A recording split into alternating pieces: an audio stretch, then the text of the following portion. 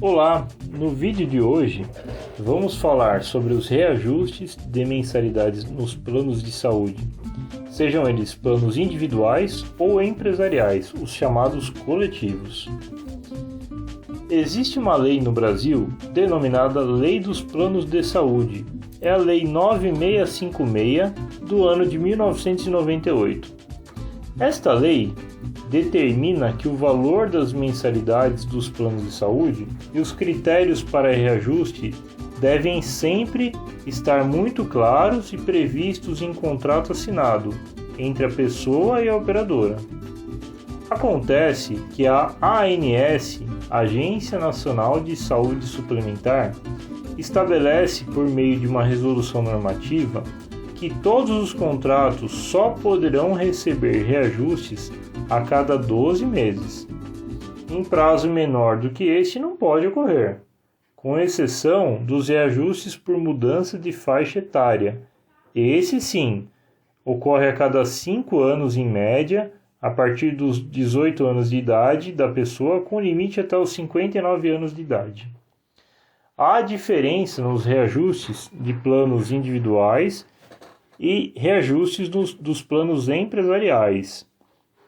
Nos empresariais, a alegação das operadoras é de que, como o plano foi contratado por uma empresa e não por uma pessoa física, isso no caso dos empresariais, o reajuste não precisa ser aquele previsto na ANS.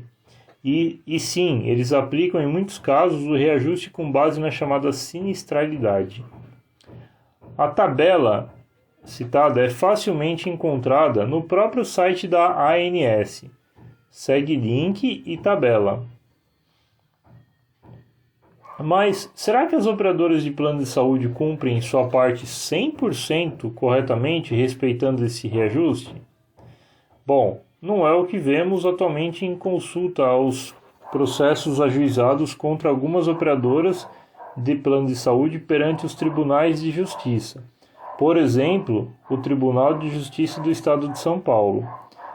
Na prática, alguns contratos estão sofrendo aumentos abusivos por parte das operadoras e cabe ao usuário do plano de saúde buscar os seus direitos, seja amigavelmente, diretamente com a respectiva operadora, seja ainda através da justiça, com a finalidade de corrigir este problema. Vamos a um exemplo prático.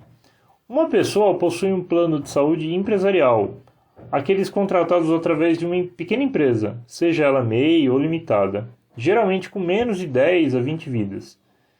Anualmente, a ANS prevê que os reajustes, por exemplo, no ano de 2019, o aumento máximo deveria ser de 7,35%, ou seja, se o cidadão pagava de mensalidade o valor de R$ 400, com um reajuste de 7,35%, o valor deveria subir para R$ 429,40. Porém, o que se percebe é que, em muitos casos, os operadores aplicam reajustes acima desse percentual. Há casos em que o reajuste aplicado foi de 16%, mais que o dobro permitido pela ANS, passando a mensalidade para absurdos R$ 464. E como muitos usuários não reclamam, acaba ficando por isso mesmo, o que não é correto. No exemplo acima, a diferença foi de R$ 34,60 por mês e por pessoa usuária do plano de saúde. Imagine essa diferença vezes 12 meses, um ano, e vezes 3 anos, por exemplo, que é o período que a lei civil brasileira permite cobrar na justiça a diferença de valores em casos similares a este.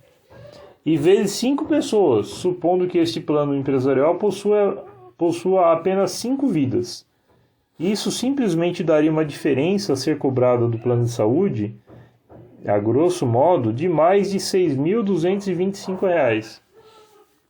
Há ainda a aplicação errada em outros índices de reajuste, aqueles que ocorrem nas mudanças de faixa etária, que citamos lá no início. Aqueles que ocorrem a cada 5 anos, por exemplo, quando a pessoa passa de 33 anos para 34 anos de idade, ou de 38 para 39 anos de idade, por exemplo. A tabelinha, na grande maioria das vezes, é similar a esta abaixo.